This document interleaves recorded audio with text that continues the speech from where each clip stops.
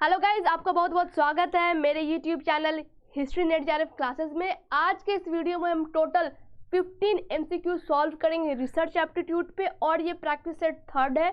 इसके पहले भी प्रैक्टिस सेट 1 और प्रैक्टिस सेट 2 सॉल्व हो चुका है, तो आप उनको जाके देखें। तो जो मेरी वीडियो को पहली बार देख रहे हैं वो प्लीज़ मेरे चैनल को जाकर सब्सक्राइब कर ले और बेल आइकन प्रेस कर दे। तो सबसे पहला सवाल है, generalisability is associated with what?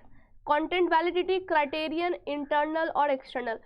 तो जनरलाइजेबिलिटी के बारे में मैंने आपको बताया है कि ये एक्सटर्नल वैलिडिटी के अंदर आता है। अगला सवाल है, research is illogical, replicable, inaccurate, subjective. तो रिसर्च जो है वो रेप्लिकेबल है कि आप बार बार उसको रिपीट कर सकते हो, सिमिलर कंडीशन में डालकर आपका आउटकम बार बार सेम आएगा। तो research replicable, it can repeat. अगला सवाल है, credibility is associated with what? Credibility का संबंध इनमें से किसके साथ है? Content validity, criterion, internal and external. तो इसका जवाब है इंटरनल वैलिडिटी। ठीक है, तो आप यहाँ पे देखो कि जो क्रेडिबिलिटी है ये जनरलाइजेबिलिटी का बिल्कुल विपरीत चल रहा है, क्योंकि जनरलाइजेबिलिटी एक्सटर्नल में आता है और क्रेडिबिलिटी इंटरनल में आ रहा है। अगला सवाल है, in research conclusion is based on deductive approach, inductive, either A and B, both A and B. तो जब आप रिसर्च में जब कॉन्क्लूड करते हो, एट द एंड जब आप अपने आउटकम को देखते हो, तो वो किस पर आधारित होता है? डिडक्टिव पर या इंडक्टिव पर या किसी पर भी या दोनों पर? तो बेसिकली दोनों पर होता है। ठीक है, तो रिसर्च में कॉन्क्लूजन या तो आप डिडक्टिव अप्रोच के आधार पर कर सकते हो या फिर इंडक्टिव पे कर सकते हो। अगला सवाल है, the term used to describe when a research measures whether research tools has been selected in the best possible manner and research procedures suit the research problem or not। उस टर्म को क्या बोलते हैं जिससे आप मेजर करते हो कि आपने जो भी रिसर्च का टूल लिया है वो बेस्ट है, वो आपकी रिसर्च प्रोजेक्ट को सूट करता है, या फिर आप जो भी प्रोसीजर अडॉप्ट कर रहे हैं वो आपके रिसर्च प्रॉब्लम को सूट कर रहा है। तो वो किसके अंतर्गत है? एक्यूरेसी, वैलिडिटी, रिलायबिलिटी, या फिर इनमें से कोई भी नहीं? तो इसका उत्तर है एक्यूरेसी, ये एक्यूरेसी के अंदर आएगा। अगला सवाल है, the term used to describe when a research measures the accuracy of procedure, research instrument, test etcetera. उस टर्म को क्या बोलेंगे जब हम रिसर्च को मेजर करते हैं कि उसका जो प्रोसीजर है, जो उसका जो तरीका है, जो प्रोसेस है वो कितना सही है, या जो भी रिसर्च इंस्ट्रूमेंट का इस्तेमाल हुआ वो कितना सही इंस्ट्रूमेंट है, या जो भी टेस्ट कंडक्ट करे वो कितना एक्यूरेट है। तो ये किसके अंतर्गत आएगा? तो ये आता है वैलिडिटी के अंदर। अब कंफ्यूज मत हो जाना यहाँ पर एक्यूरेसी देख के, यहाँ पर एक्यूरेसी देख के, क्योंकि एक्यूरेसी और वैलिडिटी दोनों अलग अलग टर्मिनोलॉजी हैं। आप इनके वीडियोस देखें, मैंने बनाए हैं, तो आपको समझ आएंगे। अगला सवाल है, how can the objectivity of research enhanced जून 2009? ये सवाल जून 2009 का है कि रिसर्च की ऑब्जेक्टिविटी को हम कैसे इनहेंस, कैसे हम उसको बेहतर बना सकते हैं through it's impartiality, reliability, validity, all. तो इसका आंसर है ऑल। इन सभी के हेल्प से हम रिसर्च के ऑब्जेक्टिव को एनहेंस कर सकते हैं। अगला सवाल है, which of the following is not the characteristics of a research दिसंबर 2004? इनमें से कौन रिसर्च या कैरेक्टरिस्टिक नहीं है? तो इसका आंसर है ये, research is not a process. ठीक है, ये इसका आंसर है 8th का बी। अगला सवाल है, which of the following statement is correct दिसंबर 2006? में पूछा गया सवाल है कि इनमें से कौन सा करेक्ट स्टेटमेंट है? Reliability ensures validity, no. Validity ensures reliability, yes.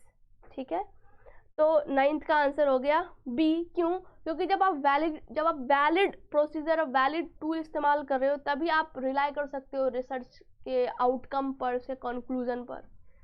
अगला सवाल है, research can be conducted by a person who holds, दिसंबर 2006 में पूछा गया, has studied research methodology, holds a postgraduate degree, possess thinking and reasoning ability, is a hard worker।